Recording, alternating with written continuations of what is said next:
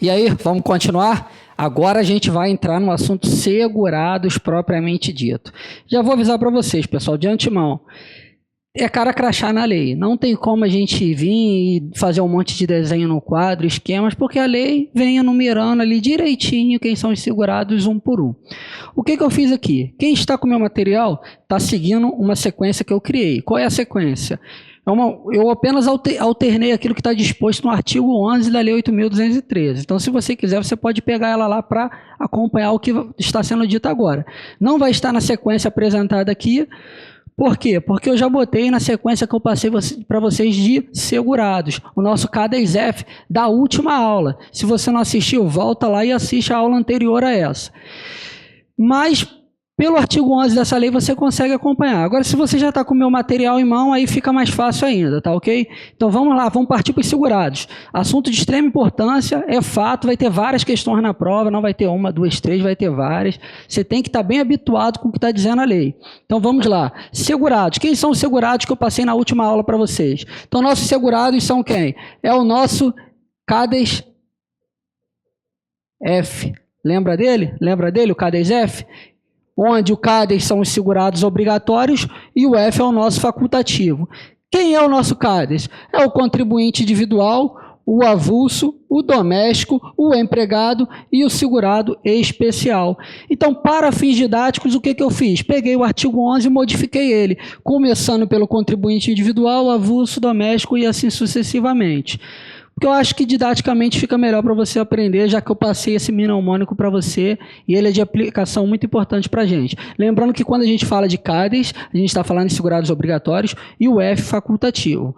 Então a gente vai abrir falando de contribuinte individual. Então quem a lei enumera como os contribuintes individuais? Então vamos passar aqui um por um na lei. Vamos lá. Contribuinte individual.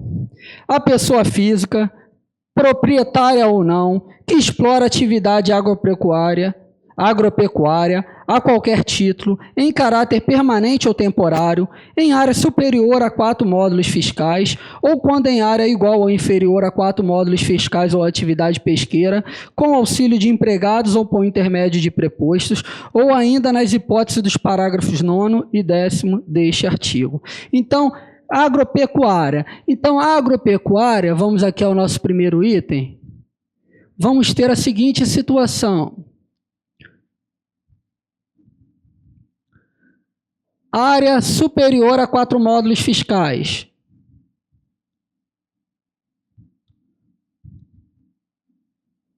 Ele vai ser o quê?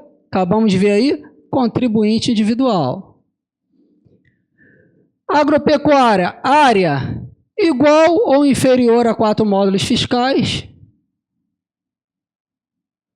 Igual ou inferior a 4 módulos fiscais.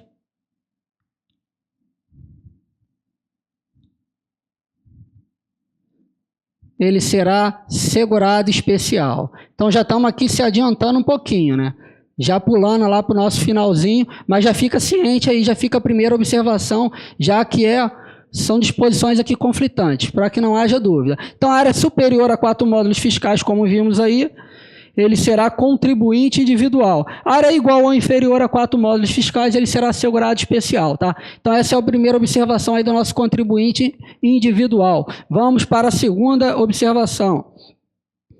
A pessoa física, proprietária ou não, que explora atividade de extração mineral, garimpo, em caráter permanente ou temporário, diretamente ou por intermédio de prepostos, com ou sem auxílio de empregados, utilizados a qualquer título, ainda que de forma não contínua. Então, é a profissão de garimpeiro. Então, garimpeiro também será contribuinte individual, aí basta a leitura e aplicação da lei. Vamos para o nosso terceiro tópico. Um ministro de confissão religiosa e um membro de instituto de vida consagrada, de congregação ou de ordem religiosa. Eu chamo esse dispositivo, para fins de memorização, de clérigos. Então, clérigos serão contribuinte individual. Então, quem serão esses clérigos? Pastores, padres, missionários. Então, todos voltados com essa questão religiosa entrarão aqui no ramo dos contribuintes individuais. Vamos para a próxima. O brasileiro civil que trabalha no exterior para organismo oficial internacional do qual o Brasil é membro efetivo, ainda que lá domiciliado e contratado, salvo quando coberto por regime próprio de previdência social. Então, aqui ela traz o brasileiro na ONU, não é isso? O brasileiro na ONU. Então, como ficará isso aqui? Se ele está lá na ONU, trabalhando para a União, ele será empregado. Agora, se ele está lá na ONU apenas trabalhando, se ele trabalha na ONU, aí ele será contribuinte individual. Então, mais uma diferenciazinha aqui no nosso item 4. Então, vejamos aí mais uma observação importante. A gente vai ver o empregado daqui a pouco e vai ver que esse que trabalha para a União, ele está lá no rol daqueles que são segurados e empregados. Aqui, faço a seguinte observação. Nenhum dos dois, eles não podem estar sobre o quê? Regime próprio de previdência social. Porque se eles estiverem em regime próprio, ficarão no regime próprio e não no regime geral nosso. Partindo para o próximo, o titular de firma individual urbana ou rural, o diretor não empregado e o membro de conselho de administração de sociedade anônima, o sócio solidário, o sócio de indústria, o sócio gerente e os sócio cotistas que recebam remuneração decorrente de seu trabalho em empresa urbana ou rural e o associado eleito para cargo de direção em cooperativa, associação ou entidade de qualquer natureza ou finalidade, bem como o síndico ou administrador eleito para exercer atividade de direção condominial, desde que recebam remuneração. Aqui a gente tem um dos campeões de provas, que é o quê? A questão do síndico. Então, as questões que envolvem o síndico. Então, o que nos interessa aqui? Que o síndico, ele vai se dividir em duas categorias. Ou ele vai ser facultativo, ou ele vai ser contribuinte individual. Então, se o síndico recebe remuneração, ele será contribuinte individual. Se ele não recebe remuneração, ele poderá se filiar como facultativo. É só isso? Não. Imagine aquela situação em que o síndico, de fato, não receba remuneração, mas ele é isento da taxa de condomínio. Então, essa isenção da taxa de condomínio vai ter uma natureza remuneratória, também vai vinculá-lo a contribuinte individual. Então, o síndico que recebe remuneração ou tem isenção da taxa de condomínio, também será contribuinte individual. Então, nessas duas situações, teremos o síndico contribuinte individual. Essa observação é muito importante, tá legal? Fiquem muito atentos para fins de prova. Vamos para a próxima. Quem presta serviço de natureza urbana ou rural em caráter eventual a uma ou mais empresas sem relação de emprego. Nós estamos falando aqui no nosso item 6 do prestador de serviço. Então, quem é o prestador de serviço? Que também é contribuinte individual. É aquele cidadão que vai lá na empresa, executa um serviço específico e depois vai embora. Ele não pertence aos quadros da empresa. Então, esse também será contribuinte individual. Vamos para o próximo. A pessoa física que exerce por conta própria atividade econômica de natureza urbana com fins lucrativos ou não. Então, nosso último item, né, que já não tem mais espaço aqui, é o nosso autônomo. Então, um exemplo de autônomo, para que fique bem claro, é o advogado. Então, o advogado que está lá no seu escritório, trabalhando, ele é um autônomo, consequentemente, ele é contribuinte individual, já que ele encaixa aqui no rol dos contribuintes individuais. Com isso, a gente fecha o nosso primeiro item do nosso CADES, a parte de contribuinte individual. Agora, a gente parte para o trabalhador avulso. Penso, aluno, que trabalhador avulso, de fato, é o mais fácil para fins de prova, porque a definição dele é simples e é bem perceptível as questões que envolvem trabalhador avulso. Então, aqui eu acho que você não pode errar de jeito nenhum, você tem que estar ali no veneno na hora da prova. Então, vamos lá. Quem presta a diversas empresas, sem vínculo empregatício, serviço de natureza urbana ou rural, com intermediação obrigatória do órgão ou do sindicato da categoria. Então, o trabalhador avulso, ele não tem vínculo empregatício,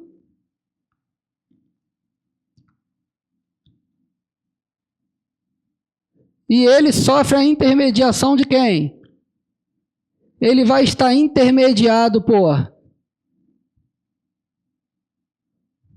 o órgão gestor de mão de obra, chamado de órgão, ou o sindicato da categoria.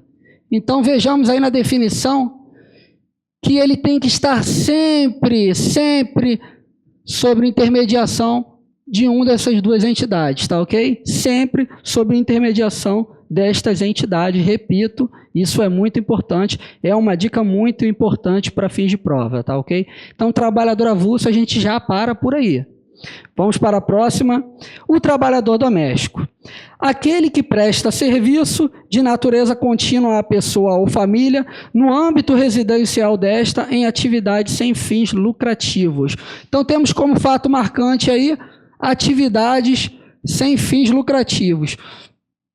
Sem fins lucrativos. O que o legislador quis dizer com isso? Que o segurado empregado ele vai ficar sem salário? Não. Apenas a atividade que ele exerce para o empregador doméstico não é uma atividade com finalidade lucrativa. Na verdade, é uma atividade para comodidade, para melhoria do bem-estar da família do segurado, do empregador doméstico. E não desenvolver uma atividade que dê lucro a ele, uma atividade que faça ele auferir pecúnia. Então, essa é a principal característica. Então, para que não haja nenhuma dúvida, quem vai ser esse empregado doméstico? Pensa comigo. É aquela senhora que trabalha na casa, lava, passa e cozinha. Então, essa atividade dá lucro para o empregador? Não. O motorista que leva os filhos para a escola do patrão e traz o filho da escola. Essa atividade é uma atividade lucrativa para o empregador? Também não. O caseiro que toma conta lá do sítio da família, é uma atividade lucrativa? Também não. Então, repare que não é uma atividade que dá lucro. No âmbito residencial, é de fato no âmbito residencial desta. Então, essas duas observações nos qualifica aí bem, nos traz uma, digamos que, evidencia bem a diferença dele para o segurado empregado, que são os dois que você pode acabar confundindo na hora da prova. Então, você vai observar o quê? Quando ele contar a historinha lá da CESP tentando te confundir, se o que ele está fazendo dar ou não lucro para o patrão. Então, essa é a minha dica para vocês. O que ele faz? Dar ou não lucro para o patrão? Esse vai ser o X da questão, principalmente se a questão for uma historinha como normalmente vem. Inovando, a Lei Complementar 150 trouxe um conceito novo no seu artigo 1º. Vamos dar uma lida nele. Então, o artigo 1º da nossa Lei Complementar. Ao empregado doméstico, assim considerado aquele que presta serviços de forma contínua, subordinada, onerosa e pessoal, e de finalidade não lucrativa à pessoa ou à família, no âmbito residencial desta, por mais de 2 dias por semana. Aplica-se o disposto nessa lei. Então, trouxe aqui o quê? A expressão por mais de 2 dias por semana. Penso que é importante essa definição, porque ela pode ser cobrada na prova. E por que eles inseriram essa definição a mais pela Lei Complementar 150? Acredito que o legislador ele quis o quê? Diferenciar o empregado doméstico do diarista. Então, para que não haja qualquer dúvida se a pessoa é diarista ou se é empregado doméstico, ele colocou aqui o quê? Por mais de 2 dias por semana. Então, fica essa observação no conceito de empregado doméstico, para que você não venha a se confundir e a ter nenhum tipo de dificuldade na hora de examinar a prova. Vamos para o nosso segurado empregado, que de fato aí é o mais conhecido. Então, o segurado empregado, eu já falo para vocês, quem é o segurado empregado? É o detentor de vínculo empregatício. Então, ele detém vínculo empregatício, ele tem lá a sua carteira assinada. É o nosso detentor de vínculo empregatício. Ou seja, ele trabalha de carteira assinada. Então, vamos lá. A lei vai enumerar eles aí, vamos para o primeiro. Aquele que presta serviço de natureza urbana ou rural à empresa em caráter não eventual, sob sua subordinação e mediante remuneração, inclusive como diretor empregado. É o que eu chamo de empregado padrão. Então, é aquele seletista lá que você conhece. Ele vai lá e trabalha de carteira assinada, cumpre sua jornada de trabalho e logo depois vai para casa. Próximo, aquele que contratado por empresa de trabalho temporário, definida em legislação específica, presta serviço para atender a necessidade transitória de substituição de pessoal regular e permanente ou a acréscimo extraordinário de serviços de outras empresas. Então, aquele que é contratado por empresa de trabalho temporário também vai entrar aqui na definição de empregado. Então, lá, que é contratado por empresa de trabalho temporário. Próximo, o brasileiro ou o estrangeiro, domiciliado e contratado no Brasil para trabalhar como empregado em sucursal ou agência de empresa nacional no exterior. Lembrando aqui, eu só trago a observação para vocês, é o domiciliado e contratado no Brasil, anote isso aí, importante, tá? Anote aí no seu material e vamos acompanhando. Próximo, aquele que presta serviço no Brasil, à missão diplomática ou à repartição consular de carreira estrangeira e a órgãos a elas subordinados, ou a membros dessas missões e repartições, excluído o não brasileiro sem residência permanente no Brasil e o brasileiro amparado pela legislação previdenciária do país da respectiva missão diplomática ou repartição consular. Fica atento a esse excluído, hein? Tem um excluído aí, então não são todos. Tem um elemento aí que está excluído. Próximo, o brasileiro civil que trabalha para a União no exterior, em organismos oficiais brasileiros ou internacionais dos quais o Brasil seja membro efetivo, ainda que lá domiciliado e contratado, salvo se segurado na forma da legislação vigente do país do domicílio. Esse é aquele que a gente viu, né? Então, se ele está no organismo internacional, se ele está trabalhando para a ONU, ele vai ser empregado. Se ele está lá no organismo internacional trabalhando, apenas trabalhando sem a vinculação com a ONU, ele vai ser contribuinte individual, a gente acabou de ver isso. Próximo, o brasileiro ou estrangeiro domiciliado e contratado no Brasil para trabalhar como empregado em empresa domiciliada no exterior, cuja maioria do capital votante pertence à empresa brasileira de capital nacional. Ou seja, a empresa brasileira ela tem o quê? O controle societário. Então, ela tendo o controle societário, esse elemento também será segurado empregado. Próximo, o servidor público ocupante de carga em comissão sem vínculo efetivo com a União, autarquias inclusive em regime especial e fundações públicas federais. Esse é aquele elemento lá que eu tenho certeza, todo mundo conhece alguém que trabalha na prefeitura, trabalha na Câmara, trabalha no Estado e não prestou concurso público. Então ele é o quê? O comissionado. Ele é o comissionado que não prestou. Então alguém foi lá e colocou ele lá para trabalhar. Geralmente é indicação, isso se resolve aí durante as eleições. Então esse comissionado que está trabalhando lá, ele não é estatutário. O estatutário é aquele que prestou o concurso, tá ok? Esse aí será também segurado empregado. Próximo, o exercente de mandato eletivo federal, estadual ou municipal, desde que não vinculado a regime próprio de previdência social, né? São nossos políticos, lembrando que eles não podem ter regime próprio. Se eles tiverem regime próprio, eles serão regulados por esse regime. Próximo, o empregado de organismo oficial internacional ou estrangeiro em funcionamento no Brasil, salvo quando coberto por regime próprio de previdência social. Repare que o segurado empregado ele vem dando uma posição do que é o segurado empregado e depois ele vem sempre resguardando as situações de regime próprio. Então fique atento que sempre tem uma ressalvazinha ali, você tem que estar atento nessa ressalva, não pode ser surpreendido. Com isso a gente fecha o nosso segurado empregado e já parte para o nosso último segurado, o segurado especial. Esse tem uma quantidade absurda de regras, pessoal. quantidade absurda, tem muitas especificidades, vai ter diferença no financiamento, na parte de custeio da Seguridade Social, vai ter diferença na parte de benefício. Sempre que vocês lidarem com questões envolvendo Seguridade Especial, tomem muito cuidado, olhem com muita atenção para que vocês não sejam surpreendidos. O fato de ter muito detalhe não quer dizer que é difícil, que não dá para aprender, não. Você praticando bastante exercício, você vai pegando o que sempre se repete, aqueles temas que são sempre cobrados, tá ok? Então, vamos abrir aqui agora a parte de segurado especial. Trago aí a definição para você, ó. É a pessoa física residente em imóvel rural ou em aglomerado urbano ou rural, próximo a ele, que individualmente ou em regime de economia familiar, ainda que com auxílio eventual de terceiros, na condição que... Então, quem é esse segurado especial? Via de regra, ele é o quê? Ele é o nosso trabalhador do campo. Então, ele é o nosso trabalhador rural, via de regra, que trabalha para quê? Que trabalha para a subsistência da família. Então, olha que informação importante. Ele trabalha para manter a família. Então, ele trabalha para a manutenção da família. Então, a subsistência da família. Então, conceitos aí bem relevantes.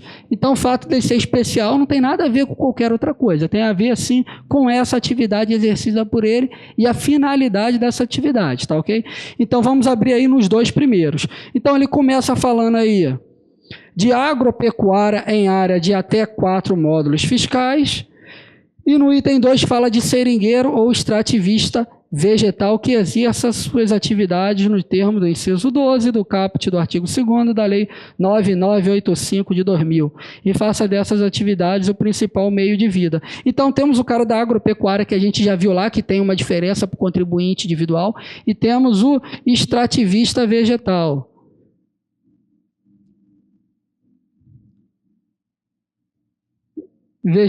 São os nossos dois primeiros elementos aí, onde se fala de segurado especial.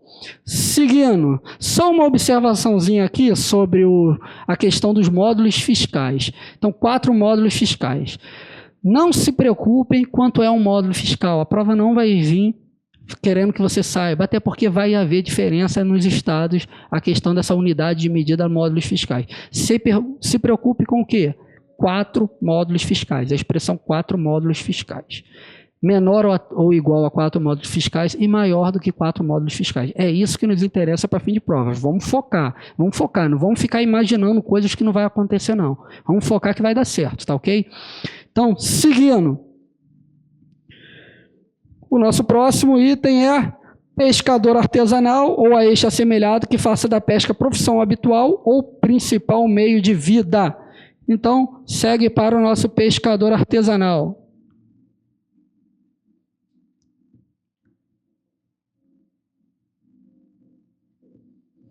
Próximo item, cônjuge ou companheiro, bem como filho maior de 16 anos de idade ou a este equiparado do segurado, de que tratam as alíneas A e B deste inciso, que fala do produtor e do pescador artesanal, que comprovadamente trabalhem com o grupo familiar respectivo. Isso por quê? Porque o segurado especial, ele pode filiar o grupo familiar, ele pode todo o grupo familiar dele fazer a filiação, como se fosse uma coisa só. Então, ele pode fazer o conjunto. Ele pode se filiar à Seguridade, como a gente já viu, individualmente ou do grupo todo familiar. Por isso que traz essa ressalva. Então, aqui ele coloca um limite temporal, né? Maior de 16 anos de idade. Marca aí no seu material que isso é importante. Então, é como se fosse um limite mínimo de idade ali para filiação no regime. Tá ok? Vamos para a próxima. Aí no parágrafo 1º ele traz a definição de regime de economia familiar. Então olha que definição interessante. Entende-se como regime de economia familiar a atividade em que o trabalho dos membros da família é indispensável à própria subsistência e ao desenvolvimento socioeconômico do núcleo familiar e é exercida em condições de mútua dependência e colaboração sem a utilização de empregados permanentes. Então, repare que ele desenvolve atividades mesmo de subsistência, mesmo, é quase de sobrevivência da família, tá? Então, fica essa observação, não é aquela atividade que ele vai exportar e importar produtos, não. É atividade mesmo ali para manutenção e sobrevivência da família. Seguindo aqui, olha o que a lei nos traz lá, a Lei 8.213, peço que observem ela. as seguintes disposições. São as disposições do parágrafo 8º, parágrafo 9º, inciso 7º, do artigo 11 dessa lei. O que acontece? Então, aqui nesses dois parágrafos, eles trazem duas situações. Ele traz aqui, não descaracteriza a condição de segurado especial, então são situações que não vai descaracterizar ele como segurado especial. E no parágrafo 9º ele traz, não é segurado especial um membro de grupo familiar que possui outra fonte de rendimento, exceto se decorrente dele. Então, esses dois parágrafos trazem duas situações que podem acontecer e que o membro lá do grupo familiar não vai deixar de ser segurado especial em virtude dessas condições. Então, eu não vou aqui ficar lendo item a item. A mera leitura aqui vai resolver o problema de vocês. Então, vocês podem ir no Google, lá na Lei 8.213, verifica lá nessa disposição, dá um copia e cola lá e joga no Word para vocês estudarem. Ou quem já está com o meu material, faça a leitura. Apenas a leitura atenta aos dispositivos, faça algumas marcações que vocês julgarem pertinentes. Então, aqui não tem nada de muito diferente, não. Está super tranquilo. Não vale a pena aqui, a gente vai perder essa objetividade das aulas, vai ficar muito longo, muito extenso, não vai valer a pena. Então, peço para vocês o quê? Leiam esse dispositivo com tranquilidade. Apenas uma leitura atenta ali, pelo menos 2, 3 vezes por semana, vocês vão ficar um aço nisso aí e não vai confundir, tá? Que aí na próxima aula agora a gente já parte para o facultativo, que o horário aí já está muito estourado. Vamos lá.